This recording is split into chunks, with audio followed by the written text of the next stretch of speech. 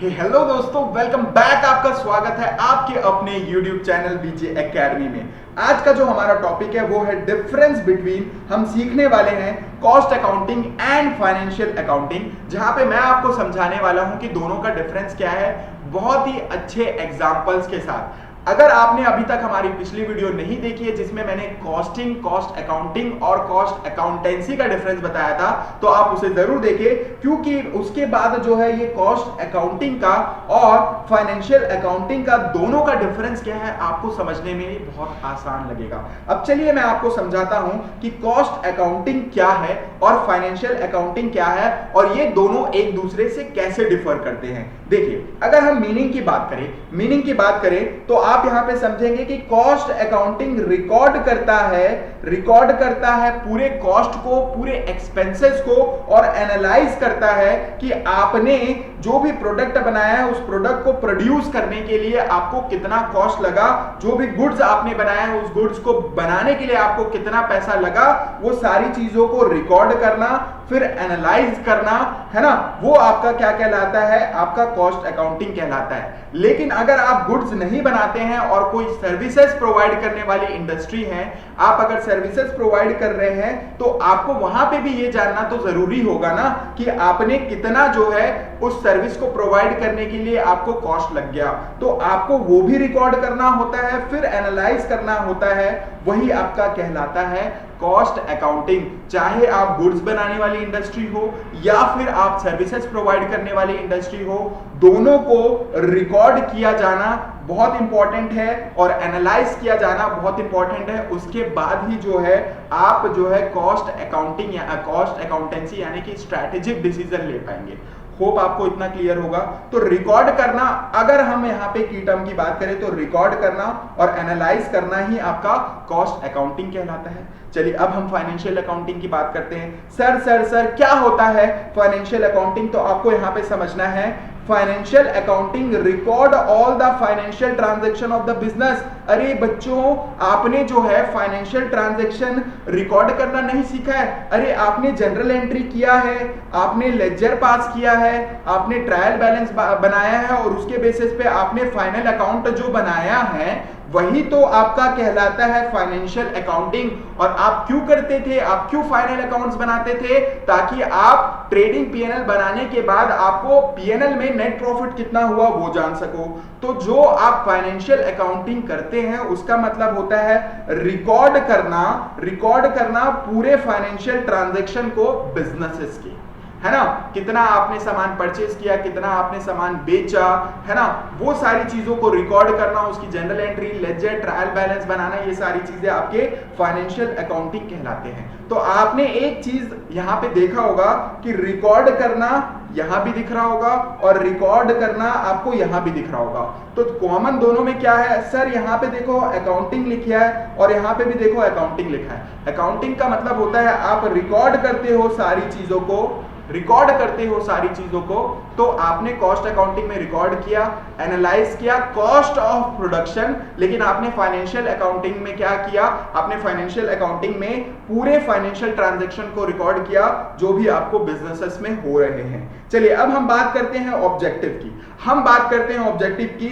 क्या मोटिव होता है, क्यों हम कॉस्ट अकाउंटिंग करते हैं, हम ये जानना चाहते हैं। चलिए सर मैं आपको बता देता हूं। It's main objective is cost control and cost reduction. Sir अगर आप कॉस्ट रिकॉर्ड नहीं करेंगे, यानी कि जितने भी एक्सपेंसेस आपको आप लग रहे हैं, आपने जितने भी एक्सपेंसेस आपको एक प्रोडक्ट बनाने में खर्चा आ रहा है, आप अगर रिकॉर्ड नहीं करेंगे तो आपको पता कैसे चलेगा कि कौन सा कॉस्ट आपके लिए बेनिफिशियल है, कौन सा कॉस्ट आपके लिए अननेसेसरी है। और ये सारी चीजों को आपने जब रिकॉर्ड किया है तो आप उसको देखेंगे, अरे यार ये सारी चीजों को हटाओ, तो आप कॉस्ट रिडक्शन करेंगे और जहां जहां पे आपको अननेसेसरी कॉस्ट लग रहा है उस कॉस्ट को कंट्रोल करोगे।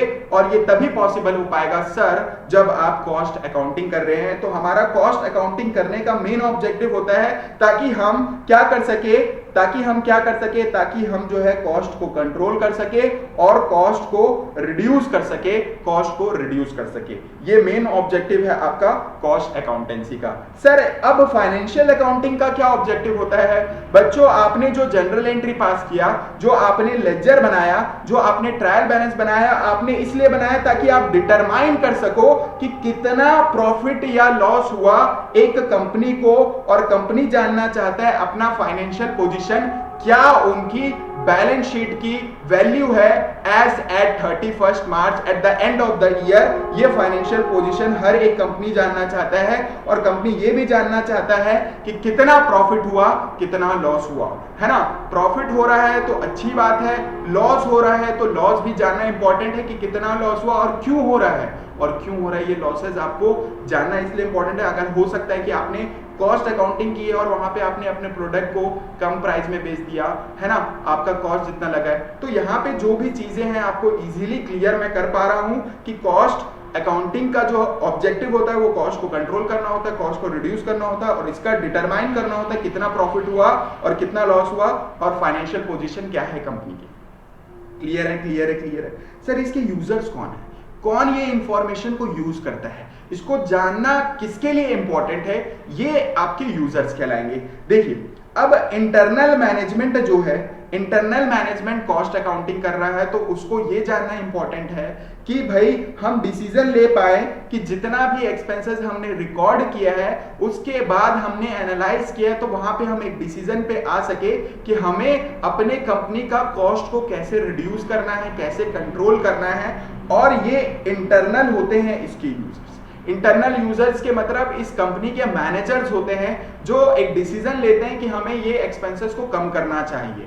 ये इंटरनल यूजर के लिए होता है, यानी कि एक कंपनी के अंदर में जो एम्प्लॉयज काम कर रहे हैं, मैनेजर्स वर्क कर रहे हैं, ये उनके लिए इंफॉर्मेशन काम का है।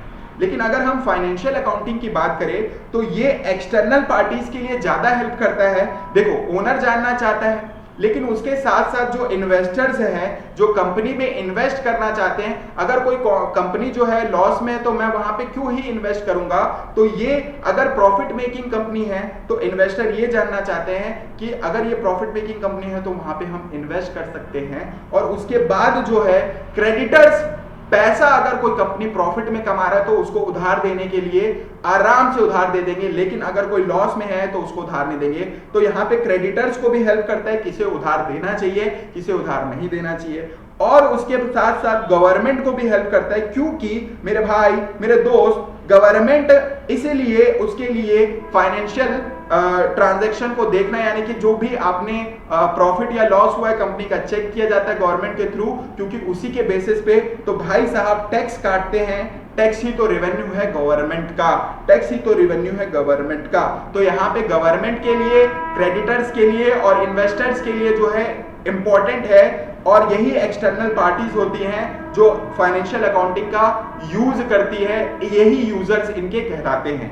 होप आपको समझ में आ गया होगा। चलो अब हम आते हैं लीगल रिक्वायरमेंट। लीगल रिक्वायरमेंट क्या है सर? एग्जाम में ये पॉइंट जरूर लिख के आना। देखियो नॉट कंपलसरी किसके लिए? Cost accounting. अरे भाई अगर आपको पैसा कमाना है, अगर आपको पैसा कमाना है तो आप कॉस्ट अकाउंटिंग करोगे, क्योंकि आप सारे एक्सपेंसेस को रिकॉर्ड कर रहे हो, क्योंकि वो आपको हेल्प करेगा।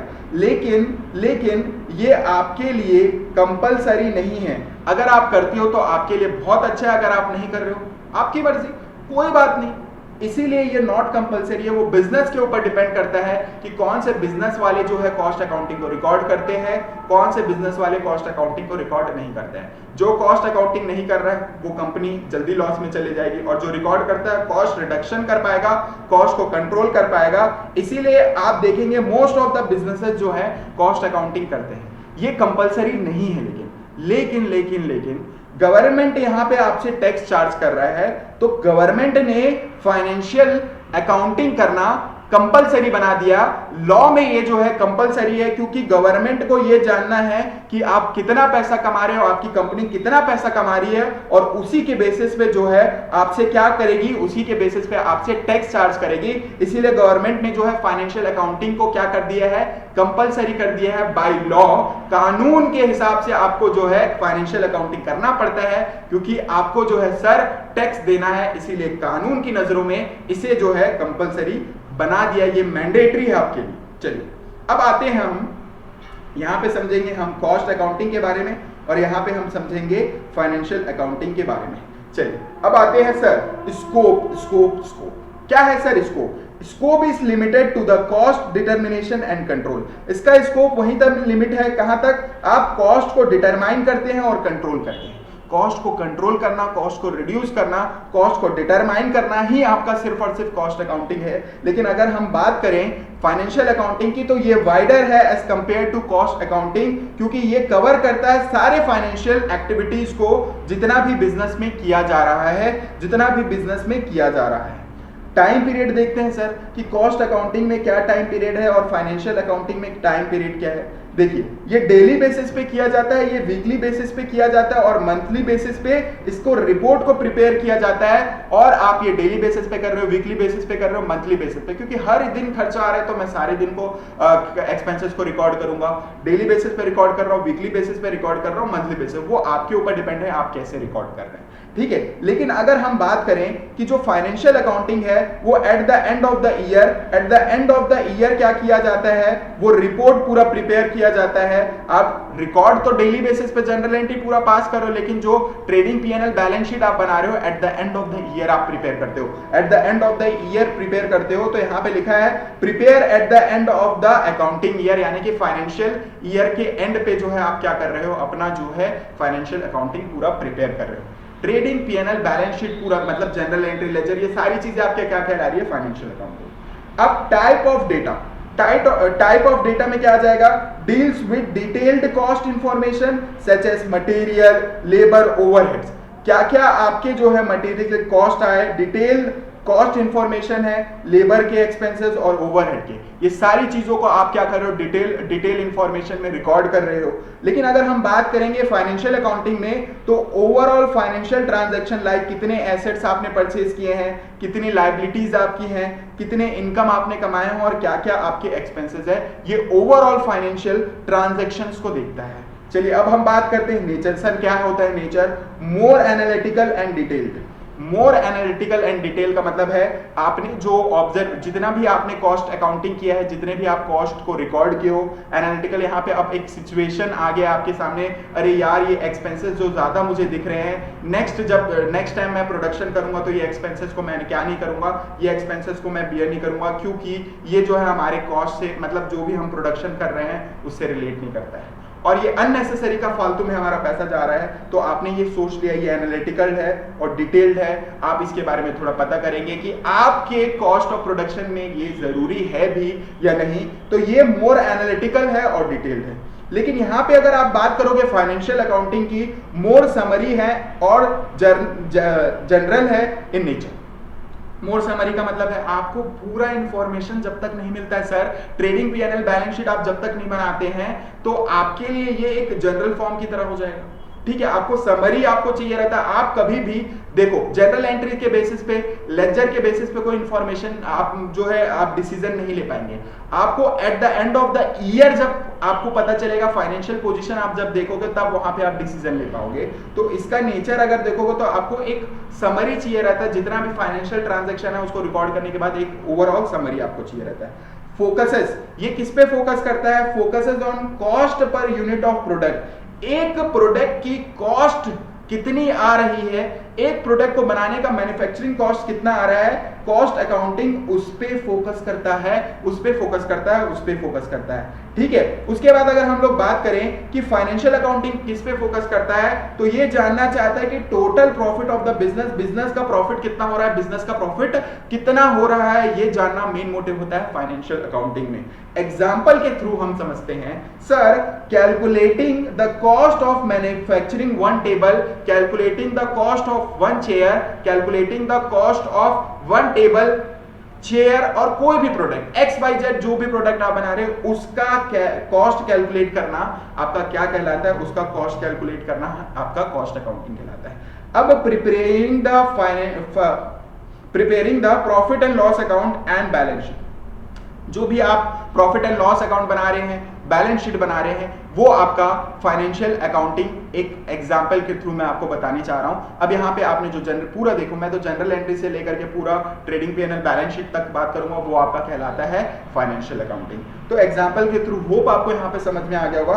देखो अगर हम कंक्लूजन की बात करें कि यहाँ पे जो हमने समझा है कॉस्ट अकाउंटिंग का मतलब क्या हो जाता है, cost of production and internal decision making. Cost of production, cost accounting help करता है कि कॉस्ट कितना लगा और आपको इंटरनल डिसीजन मेकिंग में हेल्प कर रहा है कॉस्ट अकाउंटिंग। अगर हम फाइनेंशियल अकाउंटिंग की बात करें तो प्रॉफिट ऑफ द बिजनेस जानने के लिए हेल्प करता है और एक्सटर्नल लोगों को ये रिपोर्ट करता है और एक्सटर्नल यूजर जो है डिसीजन लेते हैं कि हमको यहाँ इन्वेस्ट करना चाहिए, हमको यहाँ पैसा देना चाहिए और गवर्नमेंट यहाँ पे कितना टैक्स चार्ज करना चाहिए, वो फाइनेंशियल अकाउंटिंग के बेसिस पे डिसीजन लेता है।